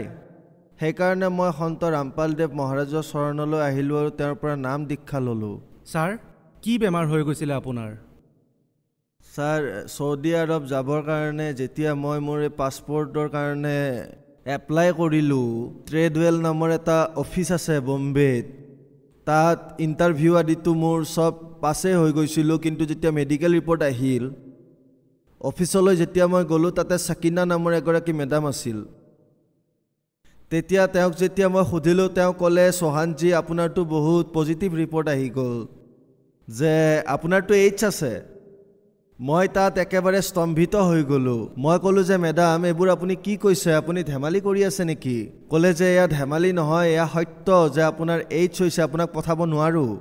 সেই কোম্পানীটো ইমানলৈকে সাজু হৈছিলে, যেতিয়া মই কৈছিলোঁ যে মোৰ ওচৰত পইচা নাই, পে'মেণ্ট কৰিব নোৱাৰোঁ তালৈ যোৱাৰ বাবে, তেতিয়া কৈছিল যে একো কথা নাই, আপুনি তালৈকে বলক, আপোনাৰ পে'মেণ্ট ছেটেল কৰি ল'ম। কিন্তু যেতিয়া এই ৰিপৰ্ট আহিল HIV-ৰ, মইতো একেবাৰে স্তম্ভিত হৈ গৈছিলোঁ আৰু আগত পিছত একো দেখা পোৱা নাছিলোঁ। মই কি কৰোঁ কি নকৰোঁ, মইতো একেবাৰে এনেকুৱা হৈছিলোঁ। আকৌ তাত এজন ফাৰুক নামৰ আছিলে, তেওঁ ক'লে যে একো কথা নাই, তুমি গুচি যোৱা চৌদিলৈ, আকৌ দেখা যাব তাত যোৱাৰ পিছত। সেই যি সাকিনা মেডাম আছিলে অফিচত কাম কৰা তেওঁ ক'লে যে সোহানজী আপুনি এনেকুৱা মিছা কথা কৈ নাযাব, আপোনাৰ পইচা তাত একেবাৰে ডুবি যাব, তালৈ নাযাব। মই বোলো ঠিক আছে মেডাম, কিন্তু যেতিয়া তাৰ পৰা মই আকৌ নাচিক আহিলোঁ 2-4 জেগাত আৰু ৰিপৰ্ট কৰিলোঁ তেতিয়া সকলো জেগাত মই সেয়াই দেখা পালোঁ HIV/AIDS-ৰ। সন্ত ৰামপালদেৱ মহাৰাজৰ বিষয়ে কেনেকৈ গম পালে আপুনি? এজন মনোজ নামৰ ভগত আছিলে, তেওঁ মোৰ ওচৰত কাম কৰি আছিল। মই তেওঁক এই কথাখিনি কৈছিলোঁ যে ভাই মনোজ মোৰতো এনেকুৱা বেমাৰ হৈ গৈছে। তেতিয়া তেওঁ ক'লে, তেওঁ হাঁহিব ধৰিলে আৰু ক'লে যে ভগতজী দাদা আপোনাৰ ইমান ভয়ানক বেমাৰ হৈ গৈছে? মই ক'লোঁ হয়, মোৰ ওচৰত সকলো ৰিপৰ্ট আছে। ক'লে যে একো কথা নাই, আপুনি বৰবালা আশ্ৰমলৈ বলক, তাত ৰামপাল নামৰ এগৰাকী সন্ত আছে, যদি তাৰ পৰা আপুনি নাম দীক্ষা লৈ ভক্তি কৰে তেন্তে আপোনাৰ কল্যাণ হ'ব পাৰে। মই পিছত ক'লোঁ যে ভাই ইয়াৰতো একো ঔষধহে নাই, সমগ্ৰ বিশ্বতে একো ঔষধ নাই, মইতো একেবাৰে ভাগি গ'লোঁ, মোৰ সৰু সৰু ল'ৰা ছোৱালী আছে, সিহঁতৰ এতিয়া কি হ'ব? মোৰ ঘৰৰ মানুহে এনেইতো কৈয়ে আছিলে যে মই মাদক দ্ৰব্য পান কৰোঁ এনেকুৱা। তেতিয়া তেওঁ কি কৈ আছিলে যে ভাই ই যদি মৰি যায় ইয়াৰ ল'ৰা ছোৱালীৰ দ্বাৰা ই ভিক্ষা খুজাব বাতি লৈ। এতিয়া ল'ৰা ছোৱালীৰো হাহাকাৰ, ইপিনে AIDS-ৰ কোনো চিকিৎসা নাই। তেতিয়া মনোজে ক'লে যে ব'লা তালৈ। তেতিয়া মই ক'লোঁ নাই মই নোৱাৰোঁ, কাৰণ এই মদ আদি এইবিলাক বস্তু মই এৰিব নোৱাৰোঁ। মৰিবলৈ একো ভয় নাই, কিন্তু আকৌ ল'ৰা ছোৱালীৰো চিন্তা আহে যে মই মৰিলে সিহঁত ক'লৈ যাব। এনেকুৱা ভাবি মই গ'লোঁ বৰবালালৈ। ছাৰ আপুনি যিহেতু ক'লে আপোনাৰ HIV/AIDS আছিলে, ছাৰ এই বেমাৰটোৰ বিষয়ে আপুনি যি কৈ আছে, ছাৰ ইয়াৰ পৰীক্ষা আপুনি ক'ত কৰাইছিলে? হয় ছাৰ, ইয়াৰ বিষয়ে যেতিয়া মই বম্বেত মেডিকেল কৰাইছিলোঁ তাৰ পৰা মই গম পাইছিলোঁ। তাৰপিছত নাচিকত 2-3 জেগাত প্ৰাইভেট হস্পিটেলত চেক কৰালোঁ, তাৰ পৰাও একে ৰিপৰ্ট আহিল। আকৌ মই চিভিললৈ গৈও টেষ্ট কৰালোঁ, তাতেও সেই একে ৰিপৰ্টেই ওলাল। তাৰপিছত মোৰ ঔষধ, চিভিলৰ এয়া ট্ৰিটমেণ্ট আছিল, মই এইবোৰ ঔষধ খাইছিলোঁ। আৰু এতিয়া মই যেতিয়াৰ পৰা সন্ত ৰামপালদেৱৰ পৰা নাম উপদেশ লৈছোঁ, সাধনা কৰোঁতে মোৰ যি এয়া HIV/AIDS আছিল সেয়া একেবাৰে ঠিক হৈ গৈছে, মোৰ এতিয়া একো অসুবিধা নাই। ছাৰ কি আহিছে ৰিপৰ্টত, এবাৰ দেখাব? এয়া মোৰ HIV টেষ্ট আছিলে, HIV-1 আৰু HIV-2 দুয়োটাই নিগেটিভ দেখাইছে। ছাৰ আপোনাক কোনজন ডক্টৰে ক'লে যে আপোনাৰ HIV/AIDS পজিটিভ? এয়া সকলো জেগাতে, বম্বেটো এপ্লাই কৰিলোঁ। ট্ৰেডৱেল নামৰ এটা অফিচ আছে বম্বেত, তাত ইণ্টাৰভিউ আদিতো মোৰ চব পাছেই হৈ গৈছিলোঁ। কিন্তু যেতিয়া মেডিকেল ৰিপৰ্ট আহিল অফিচলৈ, যেতিয়া মই গ'লোঁ তাতে সাকিনা নামৰ এগৰাকী মেডাম আছিল। তেতিয়া তেওঁক যেতিয়া মই সুধিলোঁ, তেওঁ ক'লে সোহানজী আপোনাৰতো বহুত পজিটিভ ৰিপৰ্ট আহি গ'ল যে আপোনাৰতো AIDS আছে। মই তাত একেবাৰে স্তম্ভিত হৈ গ'লোঁ। মই ক'লোঁ যে মেডাম এইবোৰ আপুনি কি কৈছে, আপুনি ধেমালি কৰি আছে নেকি? ক'লে যে এয়া ধেমালি নহয়, এয়া সত্য যে আপোনাৰ AIDS হৈছে, আপোনাক পঠাব নোৱাৰোঁ। সেই কোম্পানীটো ইমানলৈকে সাজু হৈছিলে, যেতিয়া মই কৈছিলোঁ যে মোৰ ওচৰত পইচা নাই, পে'মেণ্ট কৰিব নোৱাৰোঁ তালৈ যোৱাৰ বাবে, তেতিয়া কৈছিল যে একো কথা নাই, আপুনি তালৈকে বলক, আপোনাৰ পে'মেণ্ট ছেটেল কৰি ল'ম। কিন্তু যেতিয়া এই ৰিপৰ্ট আহিল HIV-ৰ, মইতো একেবাৰে স্তম্ভিত হৈ গৈছিলোঁ আৰু আগত পিছত একো দেখা পোৱা নাছিলোঁ। মই কি কৰোঁ কি নকৰোঁ, মইতো একেবাৰে এনেকুৱা হৈছিলোঁ। আকৌ তাত এজন ফাৰুক নামৰ আছিলে, তেওঁ ক'লে যে একো কথা নাই, তুমি গুচি যোৱা চৌদিলৈ, আকৌ দেখা যাব তাত যোৱাৰ পিছত। সেই যি সাকিনা মেডাম আছিলে অফিচত কাম কৰা, তেওঁ ক'লে যে সোহানজী আপুনি এনেকুৱা মিছা কথা কৈ নাযাব, আপোনাৰ পইচা তাত একেবাৰে ডুবি যাব, তালৈ নাযাব। মই বোলো ঠিক আছে মেডাম, কিন্তু যেতিয়া তাৰ পৰা মই আকৌ নাচিক আহিলোঁ 2-4 জেগাত আৰু ৰিপৰ্ট কৰিলোঁ, তেতিয়া সকলো ৰিপৰ্ট দেখুৱালে, আপুনি ডক্টৰৰ নাম ক'লে, মেডিকেলৰ নাম ক'লে, তথাপিও মানুহে ইয়াৰ ওপৰত বিশ্বাস কৰিব নোৱাৰিব যে এজন সন্তৰ পৰা নাম দীক্ষা লোৱাৰ পিছত HIV/AIDS-ৰ দৰে ভয়ানক বেমাৰো ঠিক হ'ব পাৰে। মানুহক আপুনি কেনেকৈ বিশ্বাস দিয়াব? হয় ছাৰ, বিশ্বাস এনেকৈ হ'ব যে যেতিয়া কোনো এজন শেষ পৰ্যায়লৈ আহে তেতিয়া ডক্টৰেও কয় যে এতিয়া ভগৱানেই শেষ ভৰসা, ভগৱানৰ শৰণলৈ যোৱা আৰু ভক্তি কৰা, ভগৱানে যদি কিবা কৰিব পাৰে তেন্তে তেওঁৱেই কৰিব। কাৰণ ডক্টৰেও যেতিয়া উত্তৰ দিয়ে ভগৱানৰ ফালেই পঠিয়ায়। ছাৰ আপোনাৰ ক'ৰবাত নহয় ক'ৰবাত এনেকুৱা লাগে নেকি যে যদি আন সন্তৰ পৰাও নাম দীক্ষা ল'লেহেঁতেন তাতেও আপোনাৰ বেমাৰ ভাল হ'লহেঁতেন? নাই, কাৰণ তেওঁলোকৰ ওচৰত কোনো প্ৰমাণেই নাই আৰু তেওঁলোকে যি সাধনাৰ কথা কয় সেয়া ভুল। আৰু এই যি আমাৰ গুৰু সন্ত ৰামপালদেৱে কয় তাৰ প্ৰতিটো শব্দৰ তেওঁ প্ৰুফ কৰি কয়। সেইকাৰণে সন্ত ৰামপালদেৱ মহাৰাজে যি সাধনাৰ কথা কয় সেয়া 101% সত্য সাধনাৰ কথা কয়, বাকী আন কাৰো ওচৰতে এয়া প্ৰুফ নাই। সেইকাৰণে তেওঁলোকৰ ওচৰত গৈও একো লাভ নাই। ছাৰ, আমি যেতিয়া সন্ত ৰামপালদেৱ মহাৰাজৰ অনুগামীসকলৰ লগত কথা পাতোঁ, তেওঁলোকৰ ইণ্টাৰভিউ লওঁ, সকলো শিষ্যই কিবা নহয় কিবা লাভ নিশ্চয় পাইছে, যিবোৰ শুনি যিকোনো মানুহেই আচৰিত হৈ যায়। যেনেকৈ আপুনি ক'লে আপোনাৰ HIV/AIDS পজিটিভ আছিলে, যেতিয়া আপুনি সন্ত ৰামপালদেৱ মহাৰাজৰ পৰা নাম দীক্ষা ল'লে আপোনাৰ যি HIV/AIDS আছিলে তাত নিগেটিভ ৰিপৰ্ট আহিল আৰু আজি আপুনি একেবাৰে সুস্থ। ছাৰ, আজি আপোনাৰ পৰা এইটোও জানিব বিচাৰিছোঁ যে সন্ত ৰামপালদেৱ মহাৰাজৰ পৰা নাম দীক্ষা লোৱাৰ পাছত আপোনাৰ আৰু কি কি অভিজ্ঞতা হ'ল? হয় ছাৰ, মোৰতো অনুভৱ বহুত হৈছে। যেতিয়া সন্ত ৰামপালদেৱ আছিলে আশ্ৰমত, তেখেতৰ সৎসংগ চলি আছিল, মই আশ্ৰমলৈ গৈছিলোঁ। হঠাৎ মোৰ পেট ইমান বিষালে যে মই সহ্য কৰিব পৰা নাছিলোঁ। তাত 10 বাৰ উঠোঁ আৰু বাথৰুম যাওঁ, উঠোঁ বহোঁ, মোৰ একেবাৰে ভাল লগা নাছিলে, ইমান বিষ হৈছিল। তাত যেতিয়া মই প্ৰাৰ্থনা কৰিলোঁ, সন্ত ৰামপালদেৱ মহাৰাজে সৎসংগ কৰি আছিল, তাত যেতিয়া মই মনৰ মাজতে প্ৰাৰ্থনা কৰিলোঁ, মই ক'লোঁ যে পৰমাত্মা, আপোনাৰ চৰণলৈ আহিও যদি ইমান দুখী হৈ থাকোঁ একো লাভ নাই, তেন্তে কেৱল এইখিনিয়ে কয়। মই যেতিয়া বাথৰুম গ'লোঁ তেতিয়া ইমান ডাঙৰ কিবা এটা ওলাল যিটোক মুটখাৰা বুলি কয়, নিজে নিজে কাটি ওলাই পৰিল তাত, আৰু মই উঠাই হাতত লৈ দেখিলোঁ, আকৌ থৈ দিলোঁ তাতে। সেয়া লাভ হ'ল মোৰ। বাকী যি বেলেগ কাম ধান্দা আছে সেইবোৰতো বহুত প্ৰফিট হয়। আৰু মই ইমান নাস্তিক আছিলোঁ যে মোৰ আৰু মদ আদি ধৰণৰ এনেকুৱা একো নিচাই বাকী নাছিল যি মই কৰা নাছিলোঁ, আৰু চব কামেই কৰিছিলোঁ মই। ইমান নাস্তিক আছিলোঁ মই, ঘৰৰ পৰা লৈ বাহিৰলৈকে যাকে নুসুধে কিয়, যি আমাৰ আত্মীয় আছিল তেওঁলোকে ক'ব যে মই ঠিক নহওঁ। কিন্তু সন্ত ৰামপালদেৱ মহাৰাজৰ চৰণলৈ যোৱাৰ পিছত যেতিয়াৰ পৰাই মই নাম উপদেশ লৈছোঁ তেতিয়াৰ পৰাই মই কোনো নিচা নাই। ছাৰ, এতিয়া আপুনি কি কি নিচা কৰে? কি কি বস্তুৰ আসক্ত আপুনি? এতিয়াতো মোৰ একো নিচা নাই। এতিয়া মোৰ কেৱল এটাই নিচা আছে, সন্ত ৰামপালদেৱ মহাৰাজে কোৱা যি সাধনা, সেয়াই নিচা, আন একোৰেই নিচা নাই। ছাৰ চাওক, আপুনি যিহেতু ক'লে আপোনাৰ HIV/AIDS আছিলে আৰু সেয়া ঠিক হৈ গ'ল, কিন্তু আমাৰো বিশ্বাস কৰিবলৈ টান হৈছে। যদিও আপোনাৰ ৰিপৰ্ট দেখিছোঁ আৰু গম পাইছোঁ যে আপুনি বাস্তৱত সকাহ পাইছে আৰু আপোনাৰ যি HIV পজিটিভ আছিল সেয়া নেগেটিভ ৰিপৰ্ট আহিলে, গতিকে আমিও আচৰিত হৈছোঁ এই কথাটো জানি। গতিকে ছাৰ, আপুনি সেইসকল মানুহক কি বাৰ্তা দিব বিচাৰে যিসকল আজিৰ দিনতো লাখ লাখ টকা মেডিকেলত খৰচ কৰি আছে ডক্তৰৰ ওচৰত? গতিকে তেওঁলোকক কি ক'ব বিচাৰে? ছাৰ, মই তেওঁলোকক এয়াই ক'ব বিচাৰোঁ, এয়া যে আদেশটো পৰমাত্মাই দিব। মই এটা ৰিকুৱেষ্টহে কৰিব পাৰিম যে ভাই, যেনেকৈ মই দুখী আছিলোঁ আৰু সন্ত ৰামপালদেৱ মহাৰাজৰ চৰণলৈ অহাৰ পিছত মোৰ চব ঠিক হৈ গ'ল, আপোনালোকো আহক আৰু ভক্তি মাৰ্গত জড়িত হওক সন্ত ৰামপালদেৱৰ লগত, আৰু নাম উপদেশ লৈ নিজৰ কল্যাণ কৰাওক।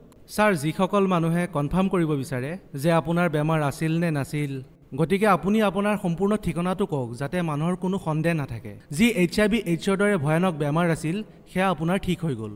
ছাৰ, আমি সাধাৰণতে জানো যে এই ধৰণৰ যি বেমাৰ থাকে ইয়াৰ প্ৰকৃততে প্ৰপাৰ চিকিৎসা নাই। এই বেমাৰৰ কাৰণে বহুত মানুহ মৃত্যু মুখত পৰে। গতিকে আপোনাৰ যিটো সম্পূৰ্ণ ঠিকনা সেয়া মানুহক কওক যাতে তেওঁলোকে আপোনাৰ পৰা কনফাৰ্ম কৰিব পাৰে যে আপোনাৰ যি বেমাৰ আছিলে সেয়া বাস্তৱত ঠিক হৈ গৈছে। হা ছাৰ, মোৰ এড্ৰেছ হ'ল চৈয়গ নিবাস, উত্তম নগৰ, চিৰিকো। মোৰ মোবাইল নম্বৰ হ'ল 9850690053। এয়া মোৰ মোবাইল নাম্বাৰ, আৰু যদি কোনোবাই মোক ফোন কৰি কনফাৰ্ম হ'ব বিচাৰে হ'ব পাৰে, আৰু মই ডক্টৰৰ লগতো কথা পতাই দিব পাৰোঁ। সকলো কথা তেওঁৰ দ্বাৰা কনফাৰ্ম কৰাব পাৰোঁ। ছাৰ, আপুনি সন্ত ৰামপালদেৱ মহাৰাজৰ পৰা নাম দীক্ষা লোৱাৰ পাছত এই লাভ পাইছে। আজিৰ দিনত যদি কোনোবাই এই লাভ সন্ত ৰামপালদেৱ মহাৰাজৰ পৰা ল'ব বিচাৰে তেন্তে তেওঁ কেনেকৈ ল'ব পাৰিব? কাৰণ সন্ত ৰামপালদেৱ মহাৰাজটো জেলত আছে, গতিকে তেওঁলোকে কেনেকৈ নাম পাব যেনেকৈ আপুনি পালে?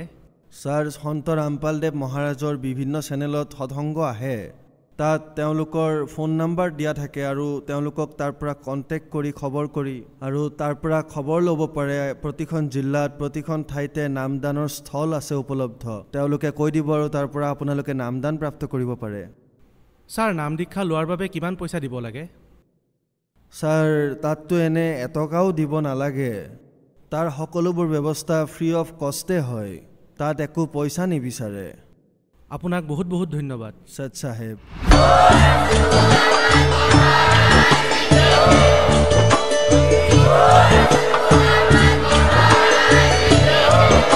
আপুনি শুনি আছিলে জগতগুৰু তত্ত্বদৰ্শী সন্ত ৰামপাল গুৰু মহাৰাজৰ মংগল প্ৰবচন অধিক জানিবৰ বাবে ভিজিট কৰক www.jagatgururampalji.org সন্ত ৰামপাল গুৰু মহাৰাজৰ শুভ আশীৰ্বাদত সমগ্ৰ বিশ্বতে 500তকৈ অধিক নাম দীক্ষা কেন্দ্ৰ আছে য'ত সন্ত ৰামপাল গুৰু মহাৰাজৰ দ্বাৰা বিনামূলীয়াকৈ নাম দীক্ষা দি থকা হৈছে আপোনাৰ ওচৰৰ নাম দীক্ষা কেন্দ্ৰৰ ঠিকনা জানিবলৈ সম্পৰ্ক কৰক 7082208528